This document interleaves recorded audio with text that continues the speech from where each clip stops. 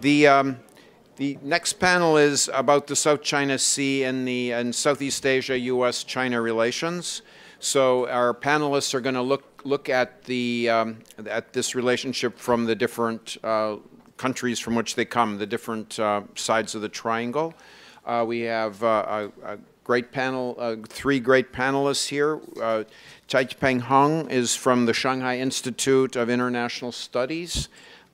Tran Chum Thuy is from the Center for Southeast Asian South China Sea Studies at the Diplomatic Academy of Vietnam. And Bonnie Glaser is a senior fellow of the Freeman China Studies Chair here at CSIS. We're going to work in the reverse order that we did this morning. So, Professor Tsai, can you please start? Thank you, Murray. Yeah, thank you for your invitation. I have the honor to make a contribution to the panel.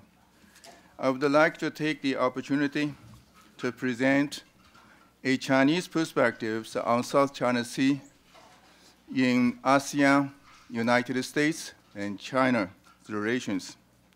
As time is limited, I will focus my presentations on the following viewpoints. First, South China Sea is not an issue in the trilateral relations.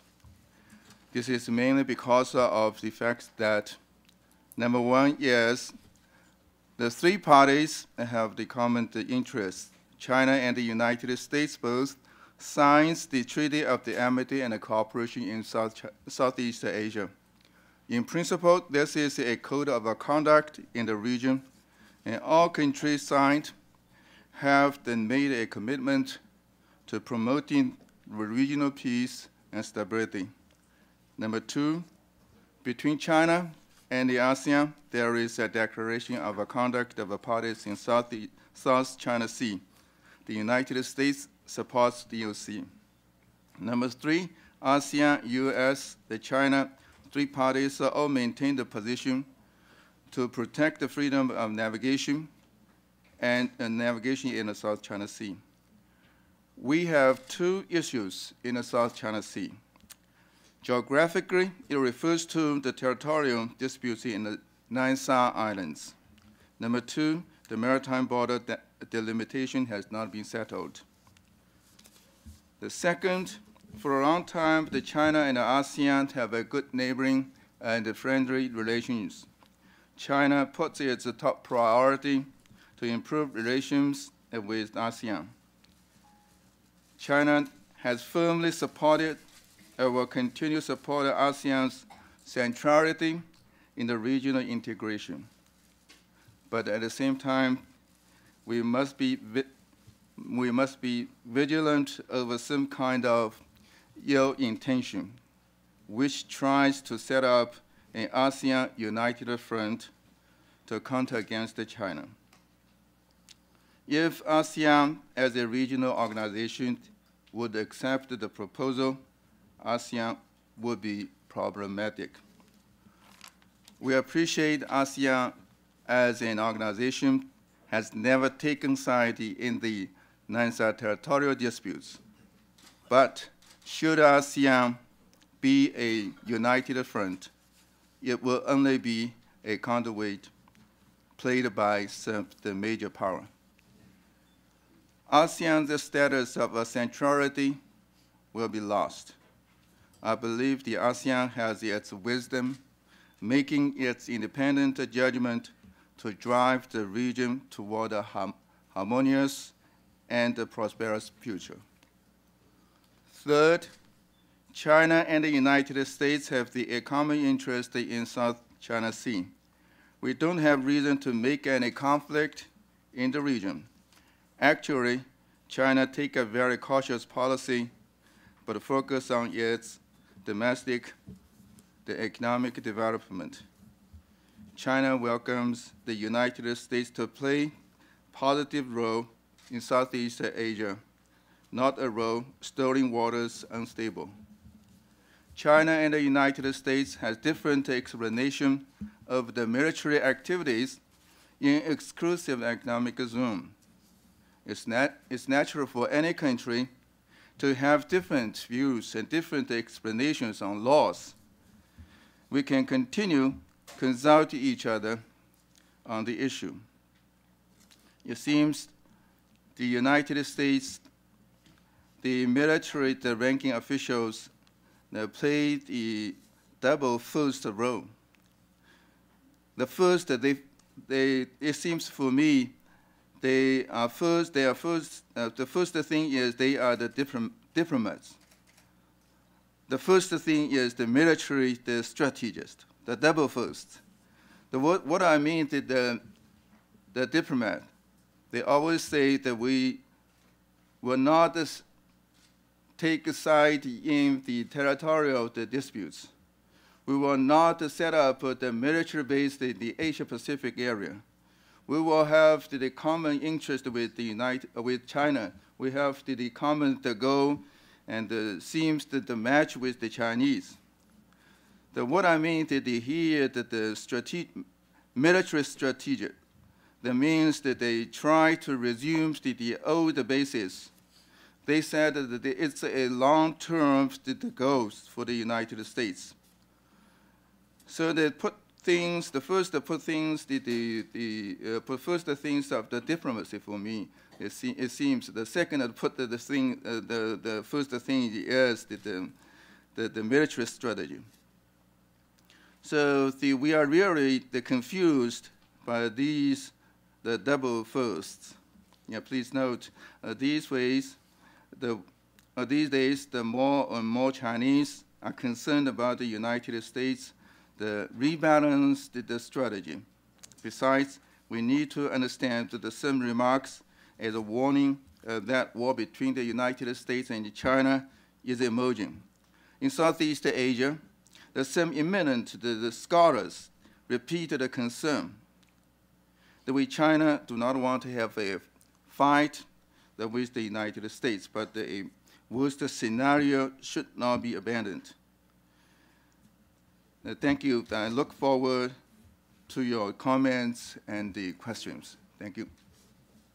Thank you.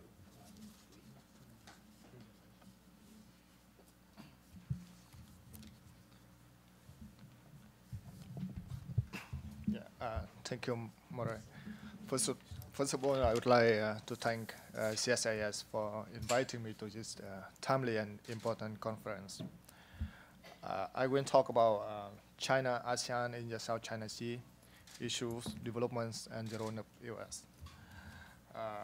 First, I will briefly provide an overview of dispute in the South China Sea. And second, try to detail the overall policy of China and ASEAN with regard to the South China Sea. And third, throw some observation about recent development and the role of U.S. in the region. And finally, discuss the prospects of South China Sea situation, especially after the Scarborough incident.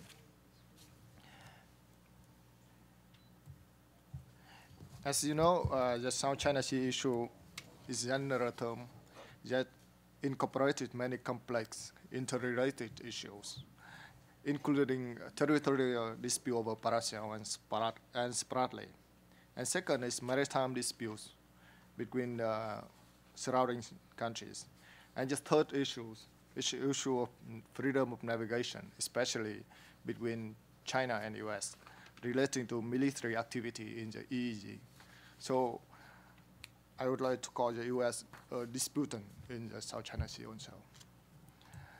And we have many actors and players in the South China Sea, but three main players are China, ASEAN, and US. And China is the most important and the most strongest one in South China Sea countries. And China's objective in the South China Sea can be seen as consisting of three objectives. First is enhancing security for China.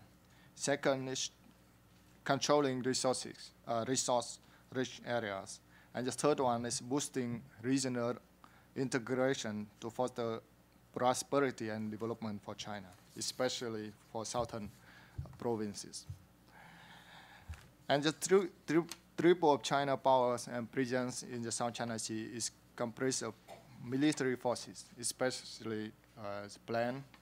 And second is paramilitary forces. These law enforcement agencies are playing very important role in the South China Sea dispute. And the third one is civilian components, such as state-owned energy companies and fishermen. And to achieve this objective, China divides the South China Sea into 3 regions. The first one is easy around Hainan and mainland. This is for security aspect. Here, China applies anti-access and area deny, and we see the impeccable incident happen in this area. And the second one is a 9-dash line or U-shaped lines. This one is for resources control. And the third one is the whole South China Sea is for economic integration. China proposed proposal 1 axis and 2 wings, with Nanning Singapore Economic Corridor as axis and GMS program and Japan Beibu Gulf Economic Cooperation Program as the 2 wings. And so China applied 3 no policies. First is no clarification of claim. By no clarification, China can take advantage of ambiguity. And second reason is maybe China lack of legal foundation for clarification. And second no is no multilateralization. China prevent discussion on South China Sea in regional and international forums. And the tactics is divide and rule ASEAN, especially targeted on Cambodia and other non-claimant countries such as Myanmar, Laos, and Thailand. And the third no is no internationalization. China tried to prevent involvement of Eastern regional power, especially the United States, from involvement in the region. Here, I would like to pay attention to Chinese bilateralism. China advocated for bilateral negotiation, but from my own perspective, China bilateralism is not for dispute resolution, but for joint development only. The condition of China's approach is sovereignty is might, and China never accept negotiation of some bilateral issue. For example, Paracel issue is bilateral issue between China and Vietnam, but China never accepted for negotiation. Regarding resources control, China applied 3 directional tactics. First is unilateral actions. China dividing oil and gas block within 9-dash lines. And China unilaterally declaring fishing bans in the disputed areas. And second direction is joint development. China advocates for solving dispute and joint development within the 9-dash line. But the principle is yes, what is mine is mine, what is yours is mine, and we are willing to share.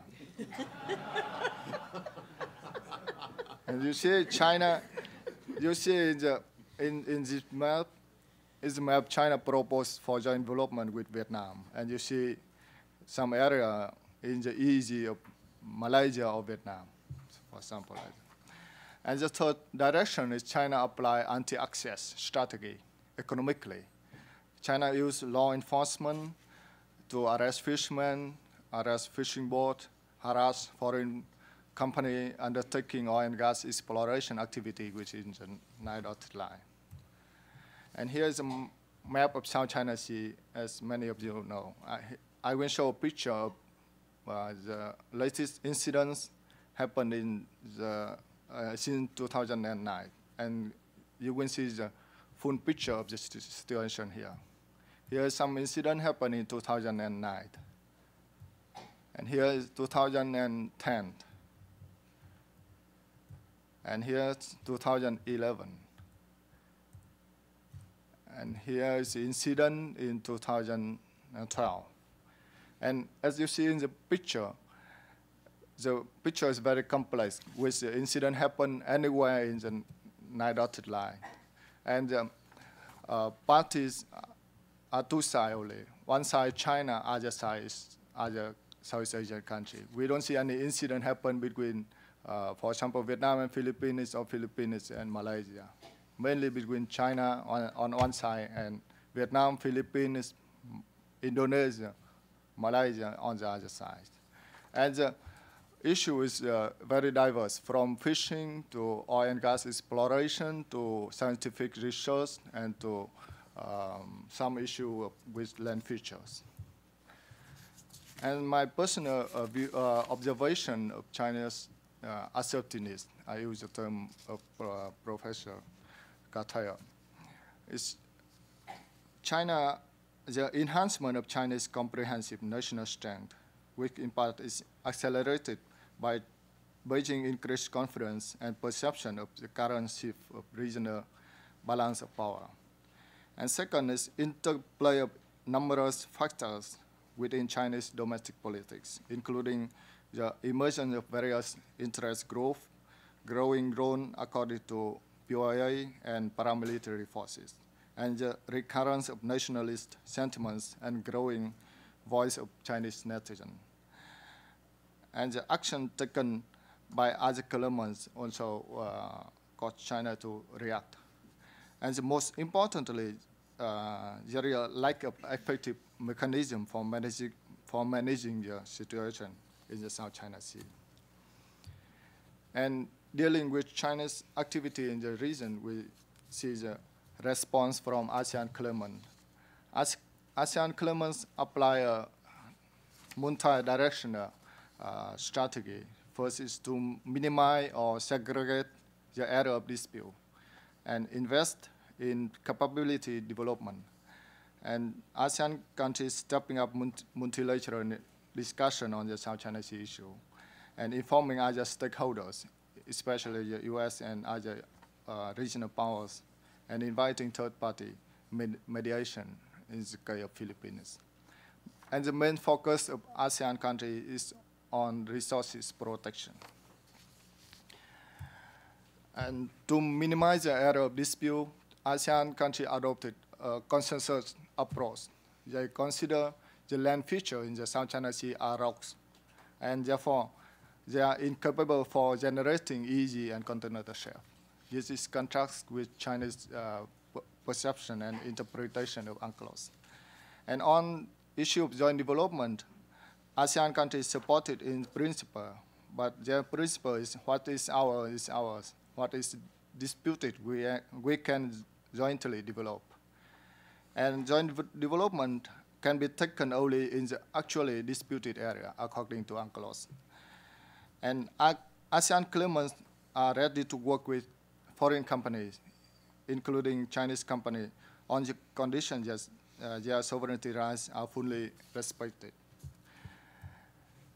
And ASEAN also brought up the issue of South China Sea in regional forums, as you know, and a lot of other Eastern regional powers also voiced concern about the South China Sea issue, support to the freedom of navigation, and peaceful resolution of dispute.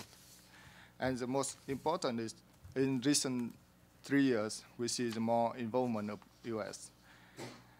As a lot of you know about the statement of Secretary Clinton in AIF 17 in Hanoi and in Bali last year.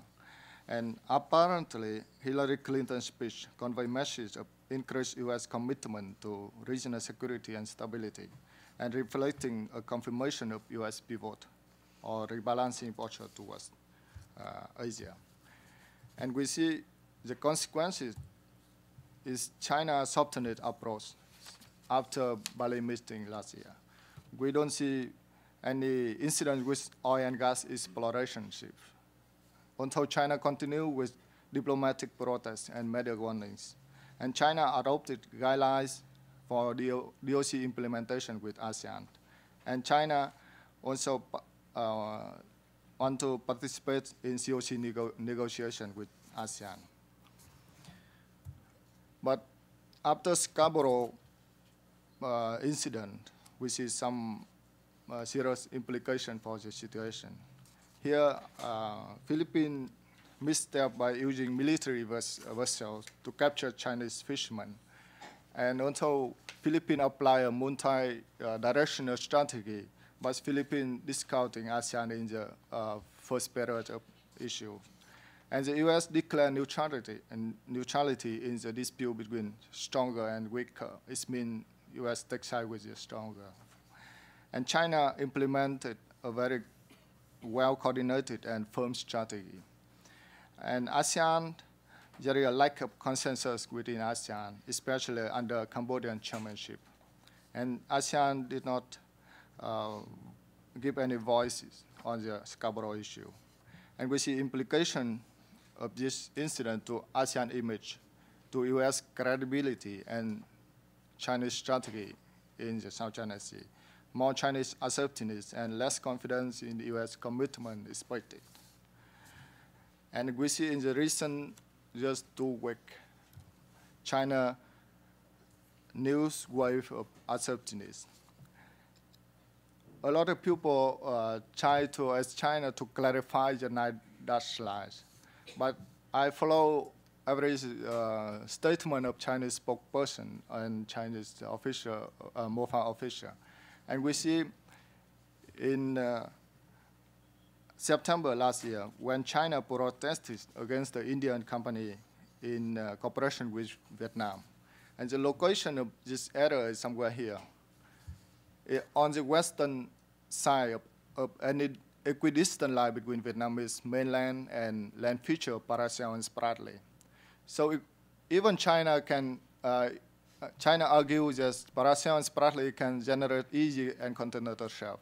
China cannot use UNCLOS to justify their action here.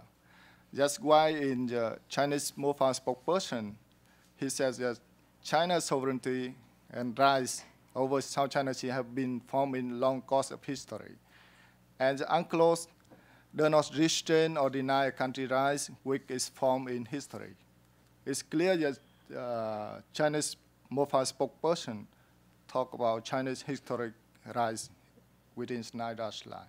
And we see 9-dash line equivalent with sovereignty plus UNCLOS plus historic rights.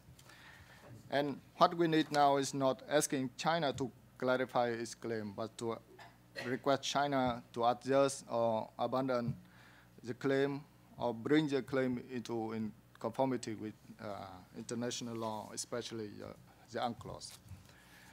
And within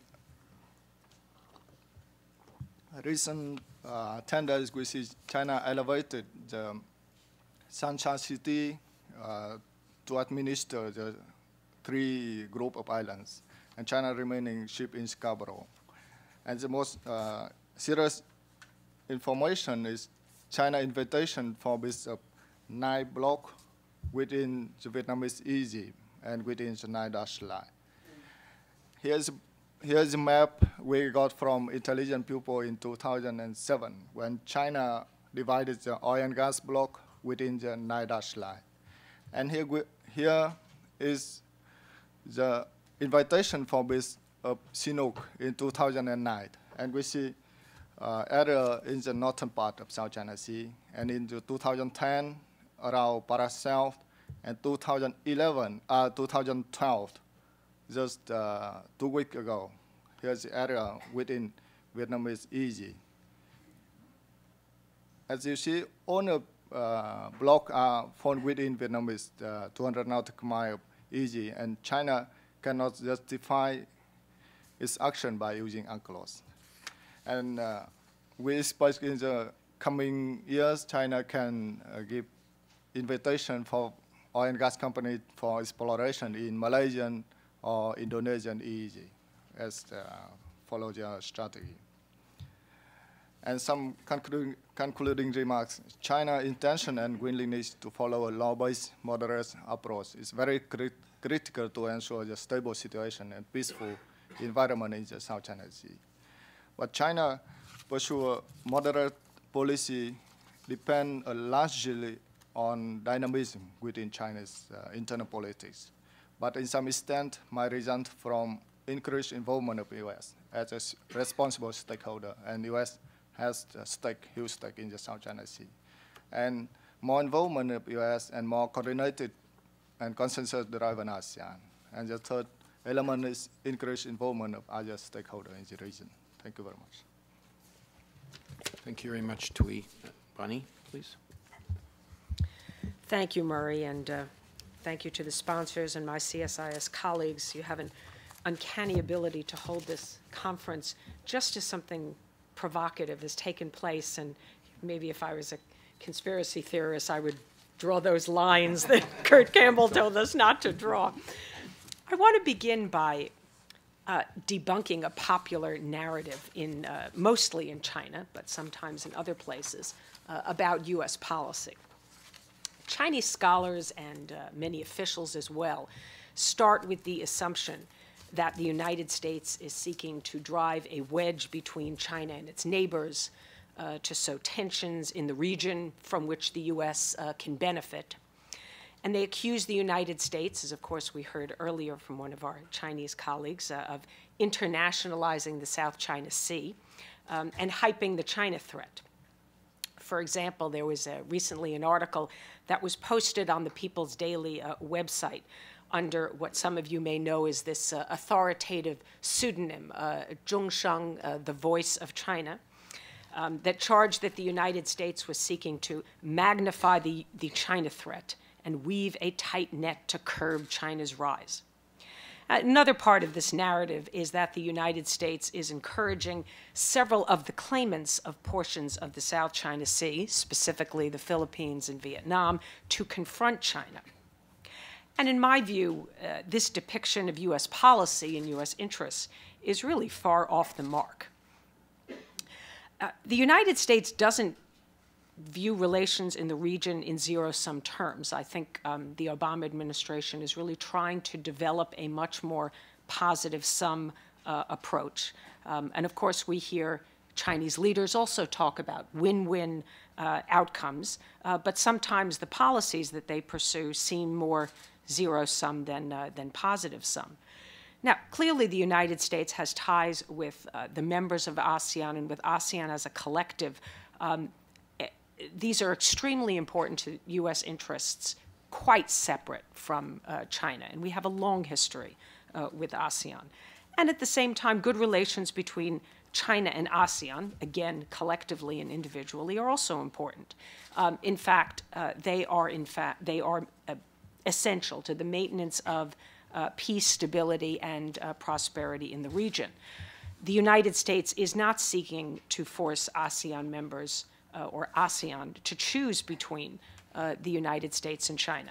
And Kurt Campbell told us earlier that Southeast Asia will not become an arena of U.S.-China competition, and that the United States is, in fact, focused on trying to develop an agenda of cooperation between the United States and China. And much of this will be rolled out at the upcoming East Asia Summit, but we already saw last year the announcement of a very small cooperative endeavor by the U.S. and China in Timor-Leste, which is a agricultural and food security project, the first of many other things to come. Clearly, the United States has legitimate interests in the South China Sea, so I don't think that it is reasonable to say that this is an effort to internationalize the issue. But many of the interests that the U.S. has are shared by China and ASEAN, including, I would argue, unimpeded access to the maritime commons and peaceful resolution of disputes. We have heard many U.S. officials say that the U.S. does not take sides on the competing territorial disputes over the land features in the South China Sea. We do, of course, call for these disputes to be resolved peacefully and for claimants to pursue their territorial claims and accompanying rights to maritime space in accordance with international law, and specifically in accordance with the UN Convention on the Law of the Sea. Secretary Clinton has talked about a collaborative diplomatic process by all claimants, basically, I think, to ensure that coercion cannot be employed and that negotiations are conducted fairly. Individually, ASEAN members are much smaller and weaker than China, and they are vulnerable to intimidation and coercion. I think that Beijing's sudden inspection of tropical fruit from the Philippines and moves to restrict their import into China is a case in point.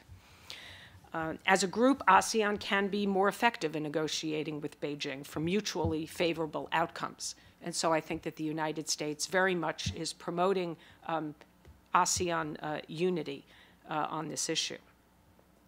Now, although the U.S. and other media often pin blame on China, I think that other claimants in the South China Sea also sometimes behave in provocative or unhelpful or confrontational ways that have engendered concern in the U.S. government. I think it's notable that Secretary Panetta, when he was at the Shangri-La Dialogue earlier this month, said that the United States has made its views and concerns clear, not just to China, but to other countries in the region as well. Now, this includes a call for restraint and diplomatic resolution, opposition to provocation, coercion, and the use of force, and resolution in a manner consistent with international law.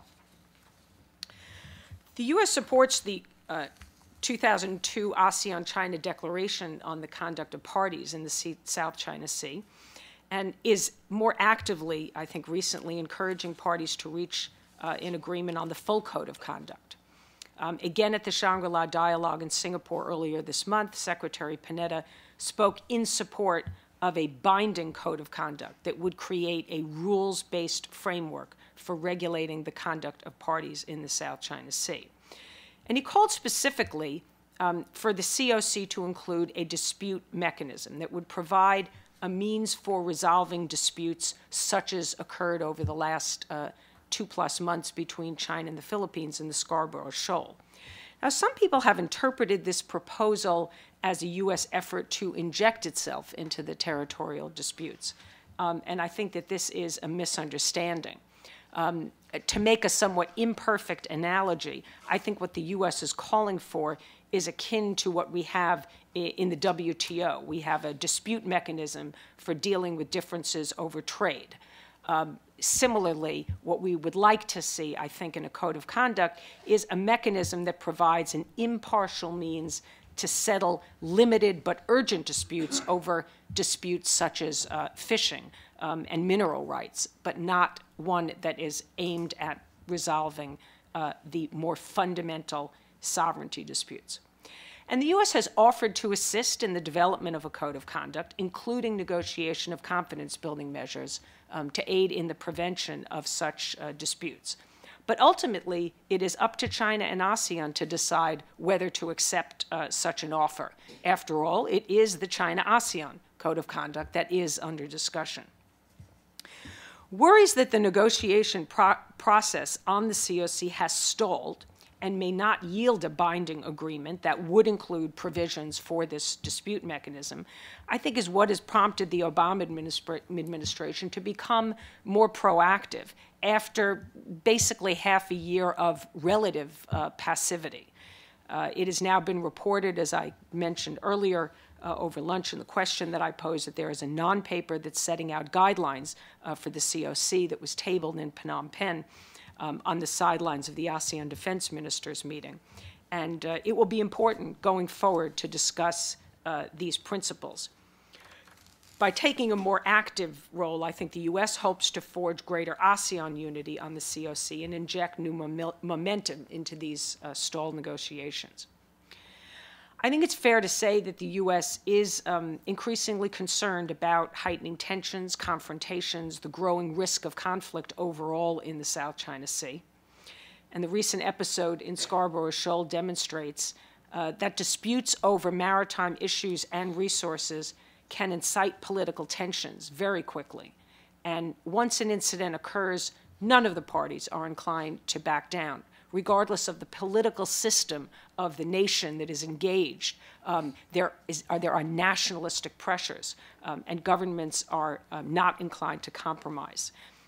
Governments seek to avoid appearing to not be adequately affecting their country's interests. And in the case of China, with the upcoming 18th Party Congress, I think that is an especially important factor. But just as this episode between the Philippines and China seems to be winding down a bit, we have this new conflict brewing, I think, between China and Vietnam with the announcement that has been referred to of CNOOC's 9 offshore blocks in the South China Sea that are being made available for joint operations with foreign countries. I think this is undoubtedly likely to trigger new concerns in the U.S. and elsewhere in the region. It is, I think, the first time that a Chinese company has offered blocks for bidding in disputed waters since the Crestone issue years ago. And as we have seen in the PowerPoint, these blocks overlap with Vietnam's existing oil blocks and are within the exclusive economic zone of Vietnam. This doesn't bode well for future management of disputes between China and Vietnam, and it may also have negative implications for similar disputes between China and the Philippines. We have heard earlier speakers this morning say that what we really have to get at is the root cause of these problems and not just focus on the management of these issues. And I will talk more. We will have a panel tomorrow, and I'll have the opportunity to speak again on means that we could use to manage these issues. I agree that settlement of the issues is a goal that we should not abandon, but management of these issues, I think, is really urgent. And that's something that we should be turning our attention to. And I look forward to your comments and questions. Thank you. Great. Thanks very much, Bonnie. Okay, we're going to open it up for questions from the floor. Please ask a question and maybe suggest who you want the question to address, who you want to address your question. Please. But let's keep it short. Okay, I keep it short. I have one short question for our American friend Bonnie. I've talked with some of my friends from Fiji, and they were having some island disputes with Tonga, which claims some historic water. But both of them were not ready to submit it to any ITLOS or any composite third-party adjudication. And also last night, I just flew in from Montreal, and I can assure you that the Canadian who are claiming they are Is there a question there? Because I don't want to hear about when you flew in from the But airport without last night. background, you might not understand what's my question. So let me finish my background. You know what, the Canadians claiming historic internal water in their northern territory, and they are not ready to submit it to ICJ. Will United States be ready to submit that dispute to ICJ or ITLOS? That's my question. My question for my Vietnamese friend is that, obviously, you mentioned about some internal demands for the transference of IVUs to external disputes. Is it because the Vietnamese Communist Party has been losing its ground in Vietnam so that you want to create more disputes abroad? Thank you. Bonnie? I think your question about whether this should be submitted to the ICJ is not up to the United States. It's not our claim, so I don't really understand the relevance of your question. No. Take on your... You know, the dispute was not created by Vietnam, but by China. And second, the communists came into power after the dispute happened. Thank you.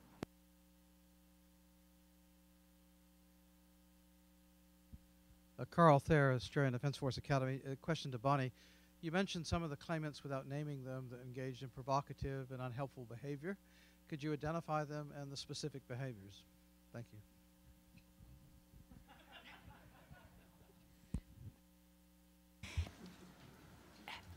You know, I think that probably every actor on this issue has at one time or another done things that are unhelpful. I remember reading an article that was basically written from the perspective of fishermen who are just trying to fish in the region.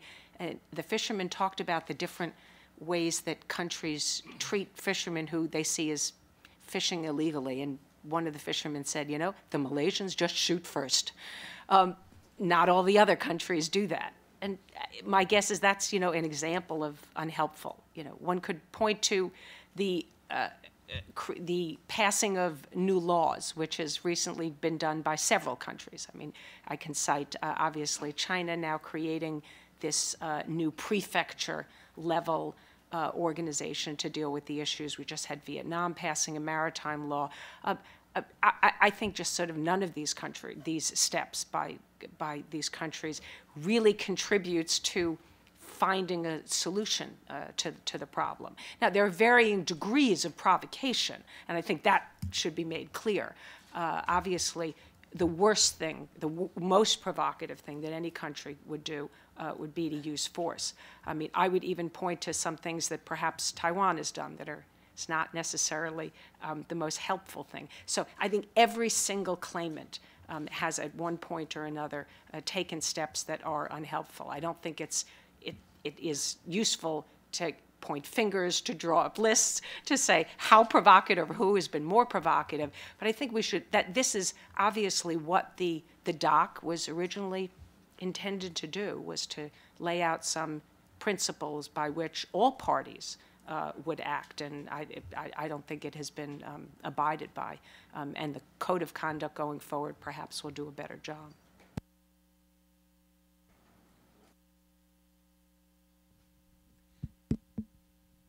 Thank you. Several years ago, due to the heightened tension in the South China Sea, we organized 5 years of meetings trying to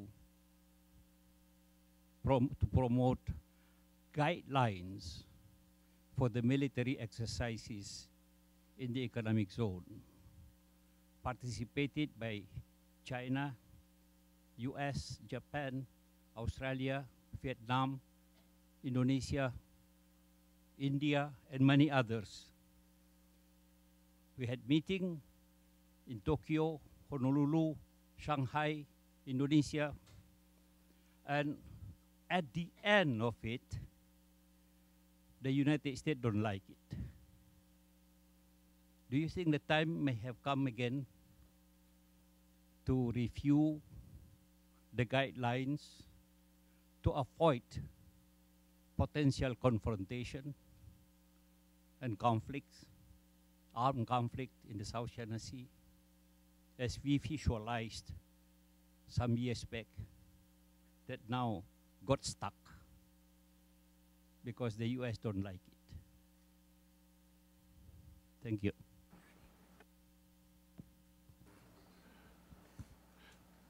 Sir, can you just explain what guidelines you're referring to? Kate, could we get the... When a number of incidents of exercises, military accident took place in the South China Sea, such as, if I don't remember, the EP3 incidents and so forth, all of us, the law of the sea experts around the world, were worried that this might heighten the tensions. Some guidelines would be necessary. And because of that, we worked for 5 years. I did remember organizing it in Bali, the first one, then in Tokyo, then in Honolulu, then in Shanghai. And we did formulate that, not preventing it, the military exercises and so forth, but we formulate some basic guidelines to avoid confrontation. It was at the time widely discussed. I know the 7th Fleet, the Pacific Command, actively participated in it. But then it just simply gone away, run, because we were told the US don't like it. You are not aware of that? I'm not sure that I understand what you're talking about. I can guess maybe what you're talking about is an incidents at sea agreement, and there has been some, I think, reluctance in some places about pursuing an incidents at sea agreement. There are already some INCSEA agreements that actually exist between some of these countries, like Malaysia and Indonesia, for example, have their own INCSEA agreement. But there has been some discussion about a region-wide INCSEA agreement. Is that what you're talking about? This is a prevention of incidents at sea agreement? And if that's not what you're discussing, then I'm sorry, I don't know. Well, the initiative came immediately after the incidents near Hainan between Chinese and the U.S. vessels. The U.S. was on the basis of military exercises in the economic zone, they say. And China said at the time it was endangering their national security. And we were talking about that and trying to find out in what way national security shall not be threatened and in what way the military exercises will not be prevented. Well, and it was a long guideline that we write. And my understanding was it was distributed by Japan at that time. If you are not aware of that, we should just revive it again. Okay. Well, I would say that the core issue that was in dispute in 2001, which persists today, is what kind of activities can take place in a country's exclusive economic zone, and whether or not certain military activities can take place. And what the U.S. was conducting at that time was reconnaissance, surveillance operations. And this has consistently been disputed between the United States and China. We believe that that UNCLOS permits countries to conduct military activities in 200-mile EEZ. The Chinese believe that you have to get the permission of the coastal state in order to conduct such activities. Now, the United States has had a conversation with China about operational safety since 1998, even before the 2001 incident took place, in what we call the Military Maritime Consultative Agreement, which is the MMCA, which still exists today. But I haven't seen the draft of whatever it is you're talking about. But ultimately, we would have to come to agreement on the definition of, as included in UNCLOS, and what activities can be conducted in a country's EEZ. And I don't see near-term prospect for coming to an agreement. Therefore, I think we have to focus on operational safety so that we don't have that kind of accident again. Apparently, very clear, we are talking about two different things. Okay, sorry. And the one that I was talking is not that one. Thank you. Sir.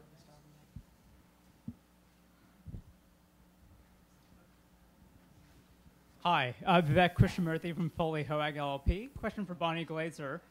What role, if any, do you see the presence of U.S. oil and gas companies in the EEZs of Vietnam, Malaysia, Brunei, and others having on both U.S. policy and the disputes? Question for Dr. Tran. You mentioned that there is a move by China to split ASEAN between literal states and non-literal states. What do you think is the significance of the recent shift in Burma and Laos away from close relations with China, especially involving issues of dam construction? Both countries seem to be tilting away from their previous strong relationship with Beijing. Bonnie, you want to take the first question? Or the second one, Dr. Thuy?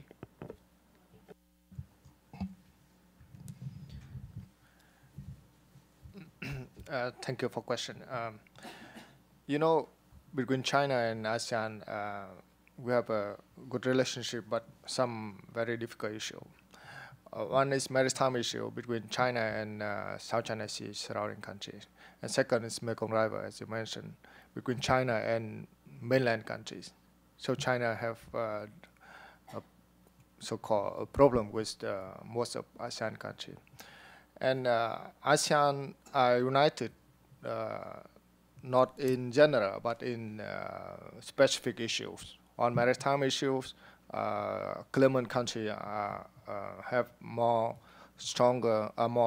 interest in South China Sea issue.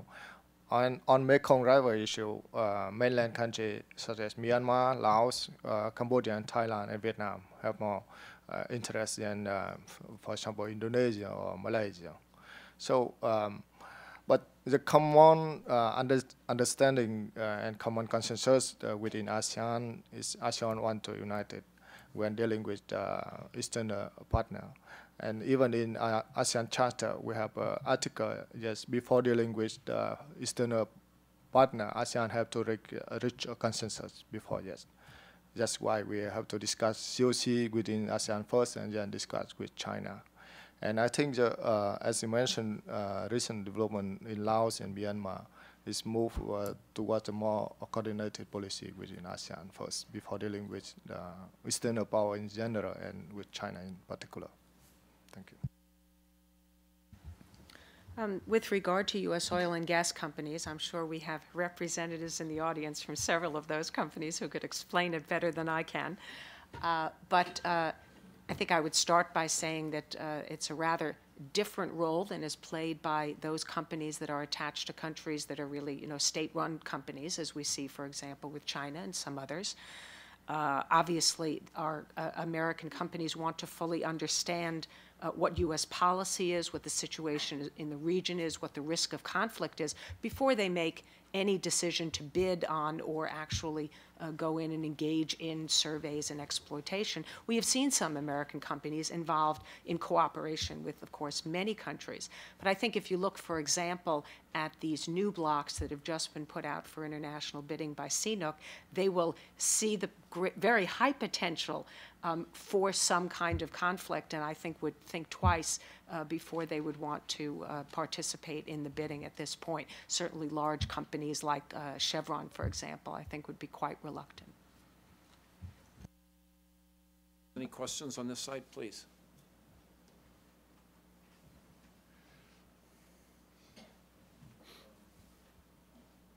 Sopat Sang from the Cambodian Institute for Cooperation and Peace. I just wanted to build on the fellow's question earlier. Just a comment on, I think recently there's also development that Cambodia potentially might be in a bigger dilemma with its relation to China. Recently it didn't extradite a Frenchman against a request of China, so that's also like a development that's going on right now, I think, with what's happening in Myanmar and Laos. But Secretary Campbell earlier said that he is impressed by ASEAN's high-level attention on the South China Sea dispute, while a panelist earlier mentioned that the Philippines is upset at Cambodia's dealing with the issue during the recent summit.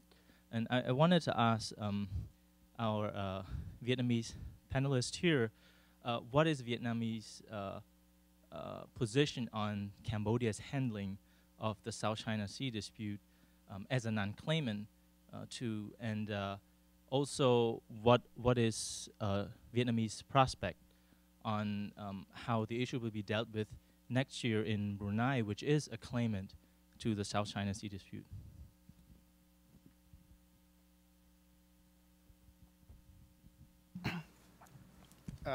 Yes, we know Cambodia is non-claimant in South China Sea issue. But I think Cambodia have huge interest in the South China Sea issue because Cambodia is a member of ASEAN, and almost half of members of ASEAN are involved in South China Sea issue. And second is South China Sea issue will have an impact on ASEAN image in general, and Cambodia as chairman have to care about ASEAN image and solidarity within the years of chairmanship. And we expect Cambodia will play a responsible chairmanship in the rest of this year, especially in AIF meeting and EAS meeting. And we, from Vietnamese viewpoint, my personal viewpoint is just we will see the non-claimant will care about the community as a whole, not only specific interests of this country. And that's why in the next year, Brunei and also in other countries, I think the chairman have to deal with the hot issue that the community have to dealing with. Thank you.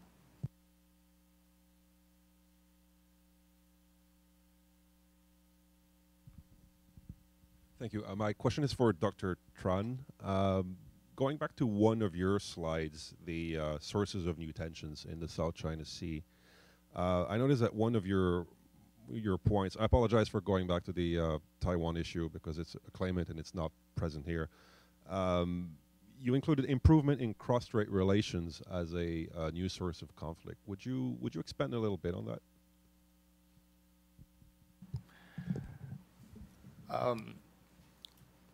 I would repeat again to the statement by Assistant Secretary Kurt Campbell. If we compare the two situations in the cross-strait and South China Sea issue, before 2009, there was an unstable relationship between mainland and Taiwan, and we see more stable situation in the South China Sea. Since the since President Ma Ying-jeou came into power, the relationship between mainland and Taiwan was improved. Just allow China to divert resources and attention towards other hot issue. And I think the South China Sea always in the second in priority of Chinese main concern after Taiwan. That's why one of possible explanation, not all, but one of possible explanation of China's. Yeah, thank you.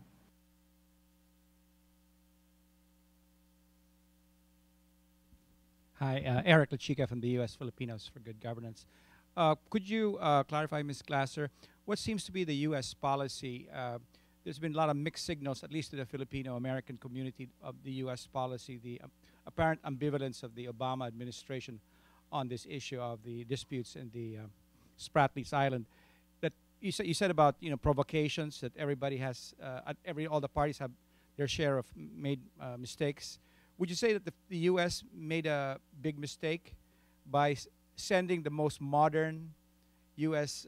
Navy submarine to North Carolina, which triggered a full military alert from China just a few weeks ago? Was that a mistake on the part or a disconnect of the U.S. message to the ASEAN countries? Well, fortunately, I'm not a U.S. official, so I don't have to explain U.S. policy. Sometimes there is a role, I think, for the U.S. military to be sending clear signals to countries about the fact that it will insist on disputes being settled peacefully, that it is present, that it has interests in the region, and that we have credibility in the region with our allies. Because in the absence of the United States displaying our military might on occasion, sometimes, allies become nervous, including the Philippines, including Japan, which might lead to a series of actions that might be even more negative. So I think that there might be circumstances in which maybe the timing of something maybe isn't right, and you might even have people in the United States that would say, oh, that should have been done at a different time.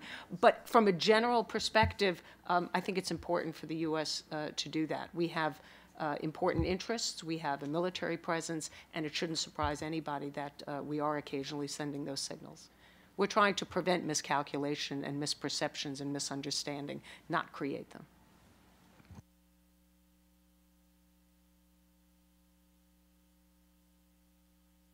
Thank you. I'm Jean Ninh Nguyen with Voice of Vietnamese Americans.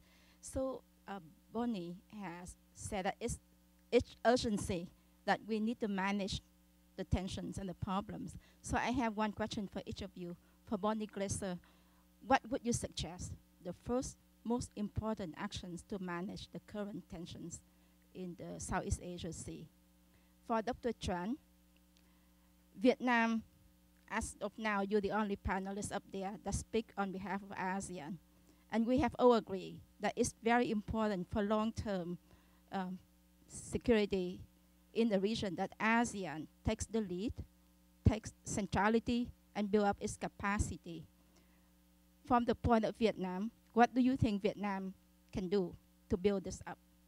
And as of now, as I see, in ASEAN, Vietnam is the only country that has a total different governing system that create a lot of challenges to do tradings, to do many agreements because of different system, including the state-owned enterprises. So what would you suggest Vietnam do to promote ASEAN centrality? Especially, Vietnam is the only country that has over 300,000 Vietnam intellectuals in the 3 million Vietnam diaspora in the US. So I would pose that question to you for a long-term thought. For Dr. Peng Hong, Thai, he's Thai, Thai. You're from Shanghai, yeah. Yeah, I'm from Shanghai, yeah, thank you. So everyone sees that it's the most important actor is China. So what would you suggest China do to contribute to managing the current tensions? Thank you.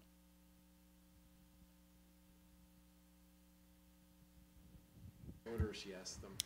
Well, I will have an opportunity to speak in greater detail tomorrow about some recommendations to try to move forward and manage these disputes.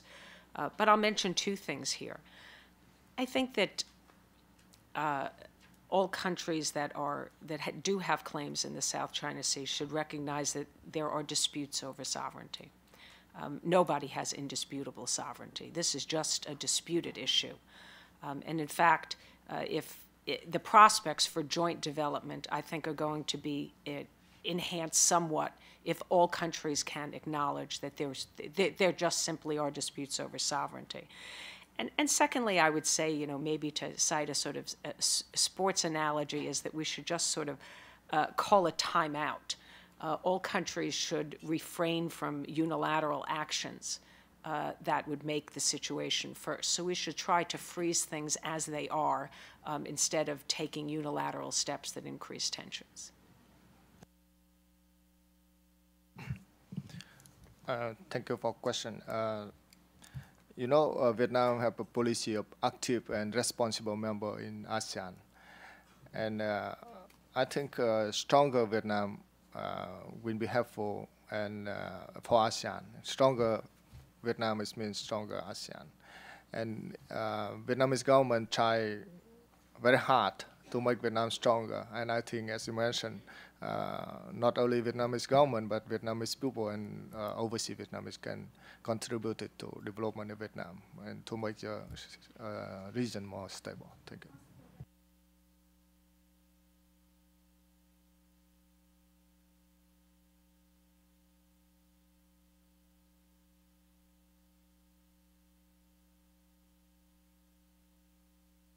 Vietnam are democratic countries, Yeah.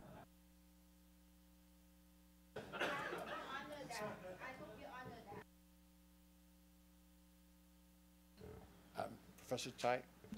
Yeah, thank you for your question. Yeah, I really came from the Shanghai. Yeah, thank you. And talking to the China's the measure, the China's policy, to manage the tension in the South China Sea.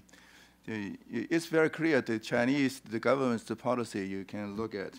And my personal view is the China can do something to solve the issues. And as we talk, for instance, the push, the code of the conduct, the realized. But as we talk about the COC, But we remember in 1992, the ASEAN has a South China Sea declaration. We remember at that time the Chinese government representative, they also agreed with that. So why not at that time we have not finally only have the DOC because of the have different views inside the ASEAN, not inside China. But I think this time probably is good, the mature for China and the ASEAN to talk about that.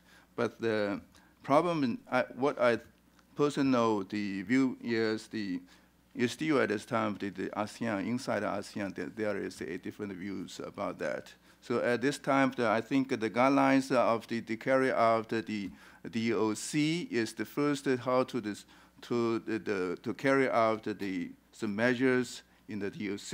It is very important.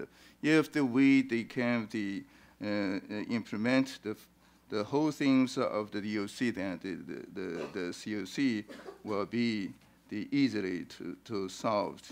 And because this morning the panel, the Chinese representative, Dr.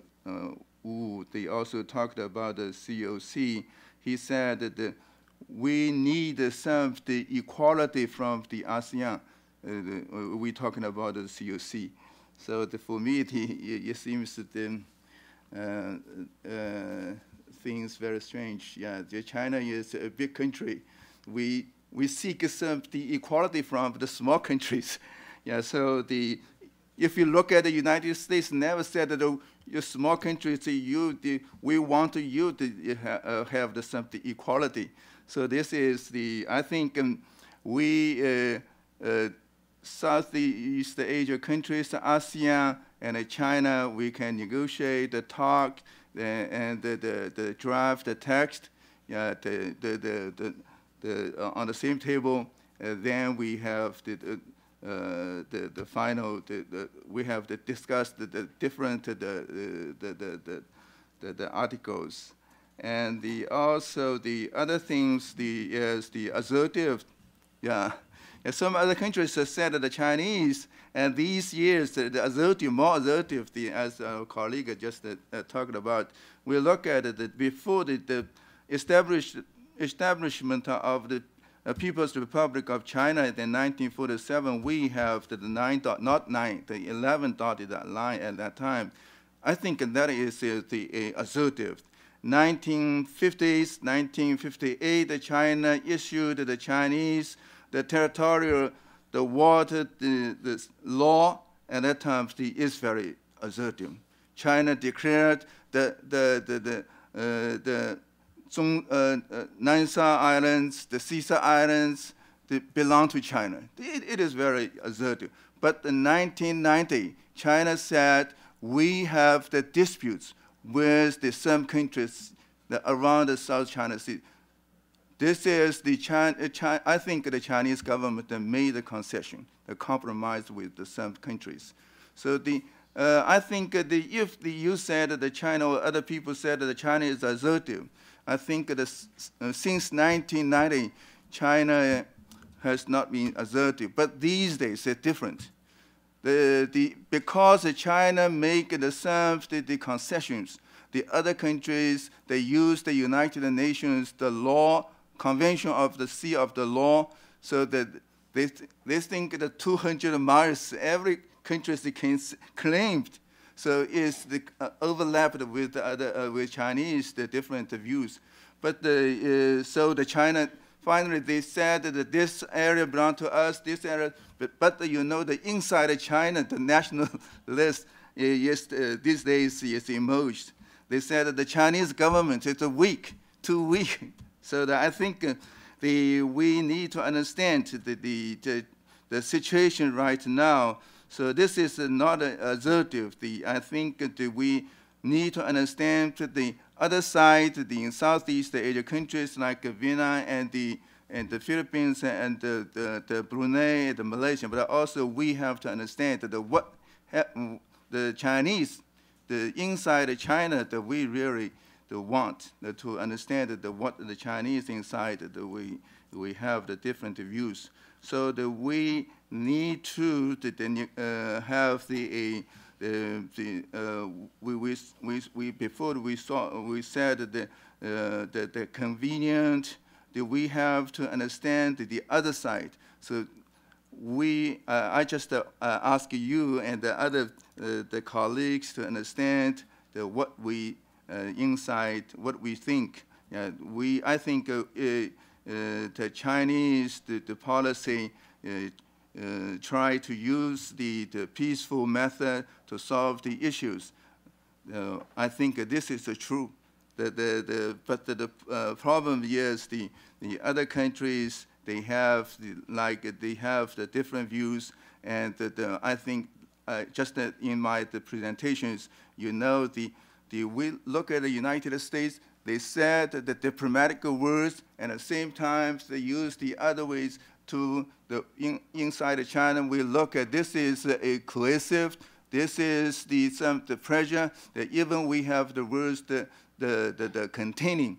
So this is the problem. So if China, not only today, but 2 years ago, some people said that the South China Sea is a core interest to China, but the Chinese government officials have never said that, and only some of the scholars on the papers, they said that they explained what is the core interest, the meaning. So I think we, not only China and the other side, we should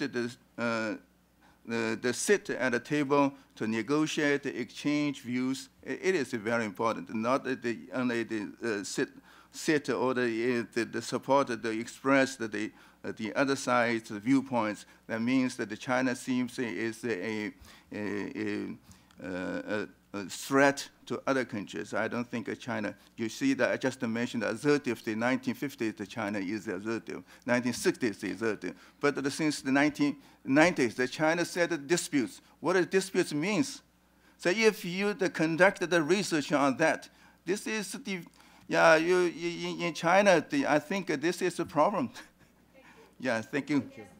Professor Wu? Professor Wu?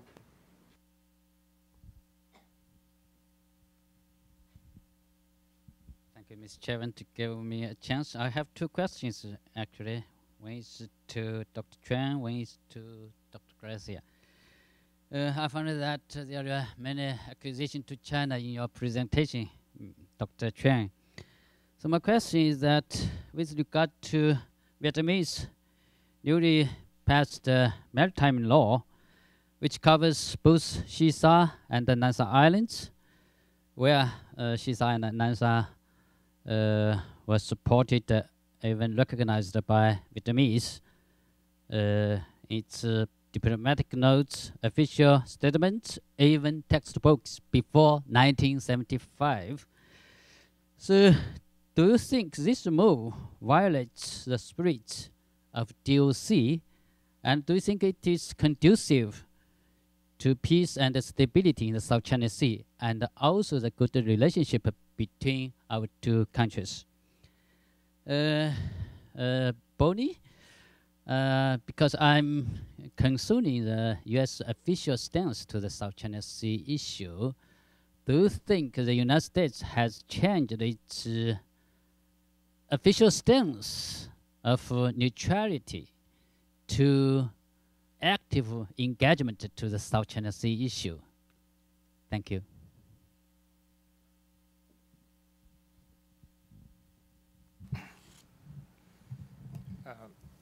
Thank you, Dr. Go, for your question. Yes, Vietnam Parliament just passed the law of the sea.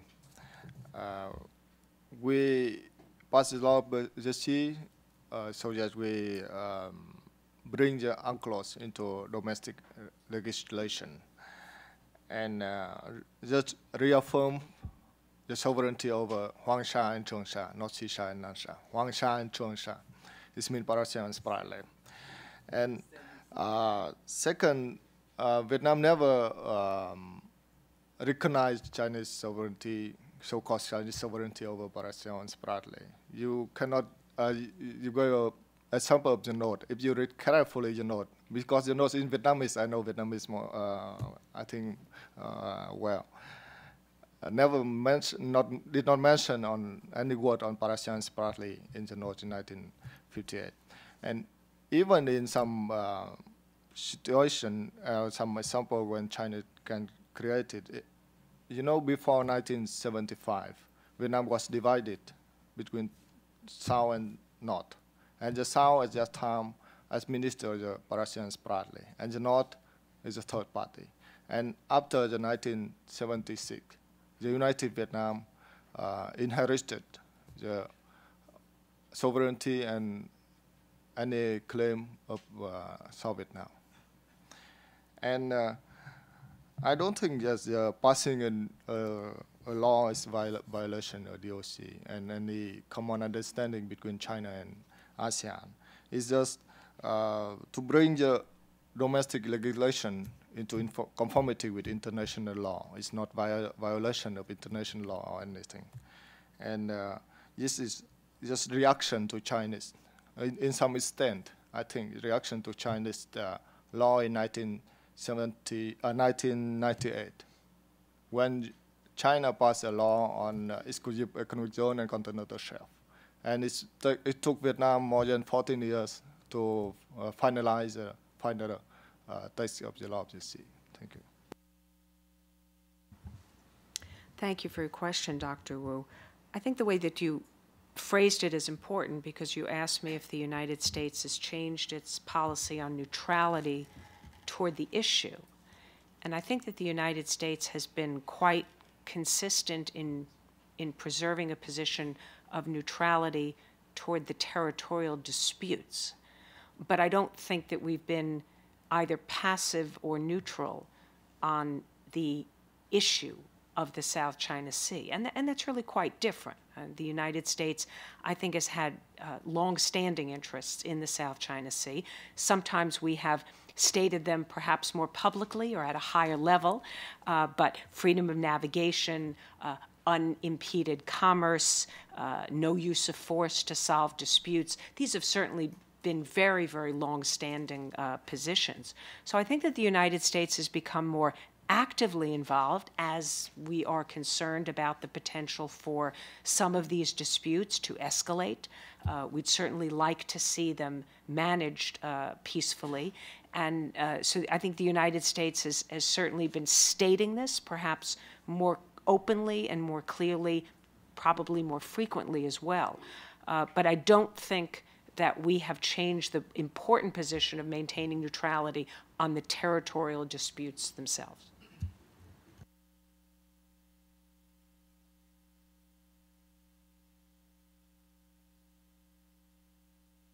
My question is for Dr. Glaser regarding the role of U.S. in the South China Sea dispute. From your talk and also Assistant Secretary Campbell's speech, we know the U.S. claim a positive and a neutral role in the disputes. However, if we look at the trajectory of the recent disputes, we will find two related phenomena. First, in 2009, the U.S. claimed to return to Asia and started to strengthen its strategic relation with some Southeast Asian countries. Second, since the same year, the disputes between some Southeast Asian countries and China has been intensified. After a decade-long peaceful situation in the region, how could you explain those two related phenomena? Could we see the U.S. as a source of a problem rather than a solution of the problem?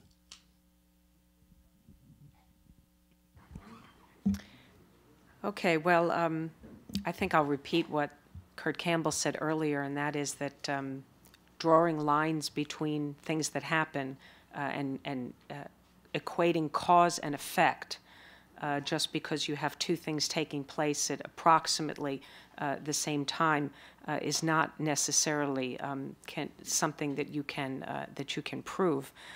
Last year, when I participated on the panel in this first iteration of this conference, I presented a paper on the causes of the disputes and explained why these things have have escalated in recent years. And many of those reasons have been pointed out today, where we had the submission to the UN in May of 2009, for example, the discovery of oil and gas in the region. And something that hasn't been talked about very much today is the advancements of technology, where we now see that the Chinese have deep sea drilling capabilities that they didn't have in the past. So there's a lot of factors that I think have led to the escalation of these disputes. I personally think that if you look historically at the U.S. role in the Asia-Pacific region, we are widely seen as a source of stability in the region.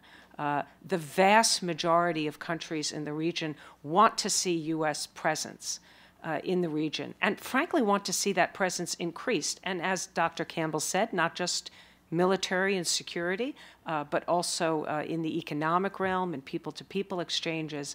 The United States has been hearing expressions of support, desire for enhanced U.S. involvement from a number of countries. And I remember 2009, just a few months after President Obama was inaugurated, we had a visit from Lee Kuan Yew in Singapore. He gave a public speech at the Asia Society in which he called for U.S. leadership in the region and for the United States to become more involved and exert greater leadership. Subsequent to that, I think we heard from virtually every leader in the region, either more explicitly or perhaps in a more vague way. Some said, we have concerns about China. We'd like to see a counterbalance to China's behavior. And others just said, you know, we haven't seen you for a while. Please come visit us more often. But this desire or demand signal from the region has been very, very strong. And I think a lot of what the United States is doing is providing that counterbalance, that strategic assurance that hopefully will continue to tamp down some of the forces in the region that are pushing countries to build up their military, you know, engage in what some people are calling an arms race. I think that, again, the United States is seeking to be a force for stability in the Asia-Pacific region. And if you look historically, I think that we have played that role, and I think most countries perceive the United States as continuing to play that role. We only have about 6 minutes left, and I see hands all over the place. What I'm going to do is recognize the three that have been up the longest, and recognize you to ask the questions serially, and then we'll have the panelists answer. So I'll go with you, with Chris, and with Richard. My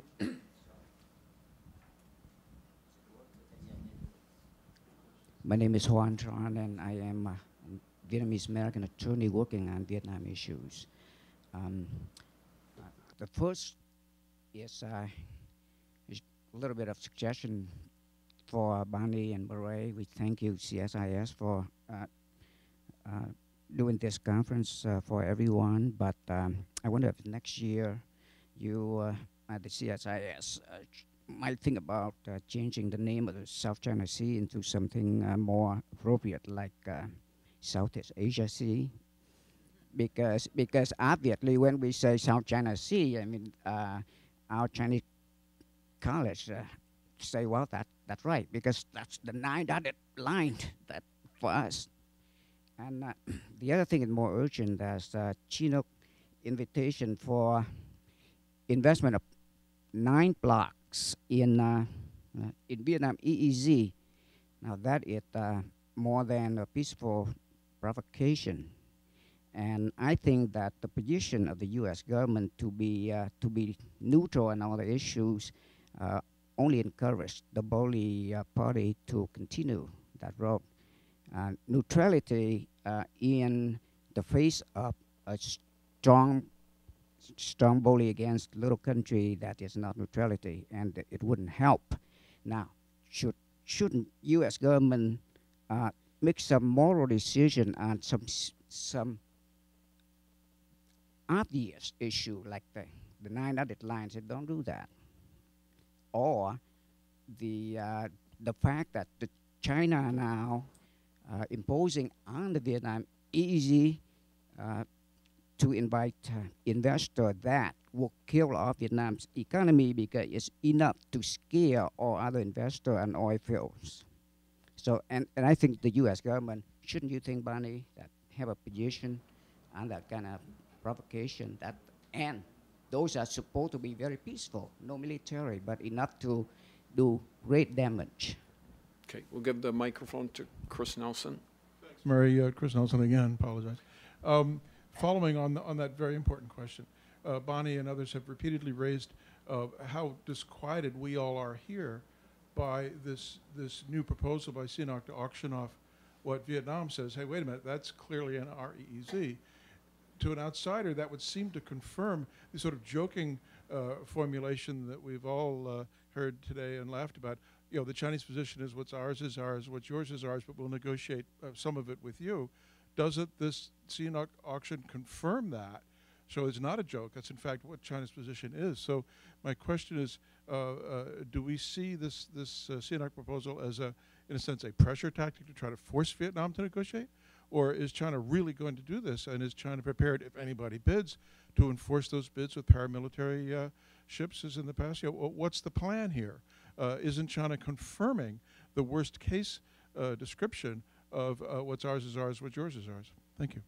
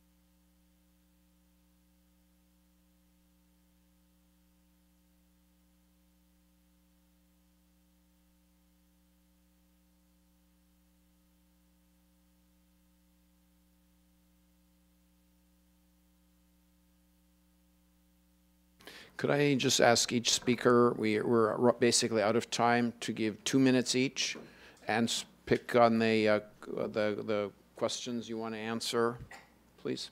Thank you. Okay. Start. Yeah, thank you.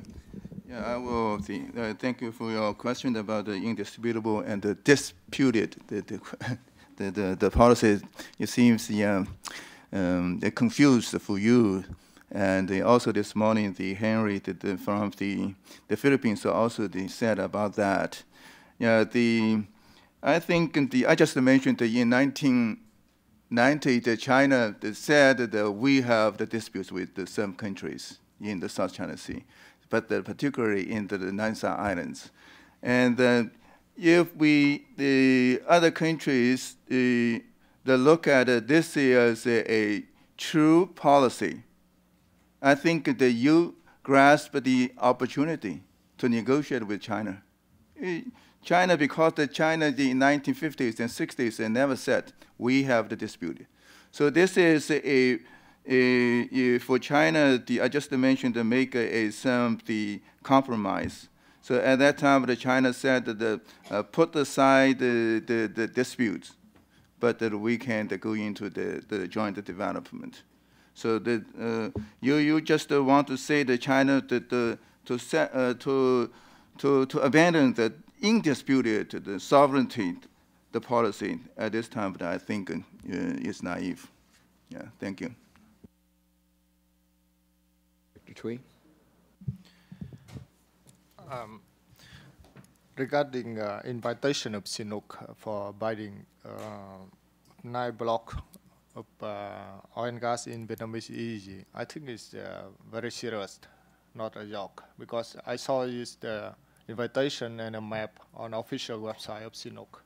And it's very provocative actions. And second, regarding to the role of U.S., U.S. famously declare national interest in, among other things, unimpeded lawful commercial activity. I think U.S. should add more sentence, national interest in preventing unlawful commercial activities such as CNOOC action. Thank you. I would agree that the CNOOC effort to involve international companies and have joint development is a serious effort. It will really remain to be seen what companies are actually going to step up and put forward bids as to whether or not it goes forward. This is not something that's controlled by China. In fact, China might seek to perhaps put pressure on some companies that have been working with Vietnam. So we'll have to see how this shakes out in the future. I just wanted to, when you mentioned the issue of China's claim about whether it goes beyond things that are located within 200-mile EEZ. I mean, this goes back to Dr. Wu Shichuan's statements earlier this morning, that China continues to emphasize that historic claims are important, first naming, first mapping, and all of that. And other countries question whether or not these historic claims should be a basis for determining sovereignty. But again, I don't see that this is something that's going to be worked out anytime in the near future, which is why I emphasize, management over solution, at least in the near term. And finally, I just want to say, since I want to make clear that when I pointed out that really all the actors have done unhelpful things, but I haven't pointed out anything that the U.S. did that was unhelpful, but I want to be balanced here. So, my own view, and, apologies to my Philippine friends, but I think that when our Secretary of State referred to the South China Sea as the West Philippine Sea, that really wasn't in U.S. interest, because we didn't appear to be neutral if we are taking on, accepting the term for the sea that another country has given it. We actually should go by our own maps, which are, produced by we have our, State Department that names what these seas are. Unless we officially change the name of it, I personally think that that's just, I would point to that as an example of an unhelpful U.S. action. So it hasn't been repeated, I should note. Thank you. Well, I'd like to thank our panelists, and please join me in giving them a hand for their performance. Thank you.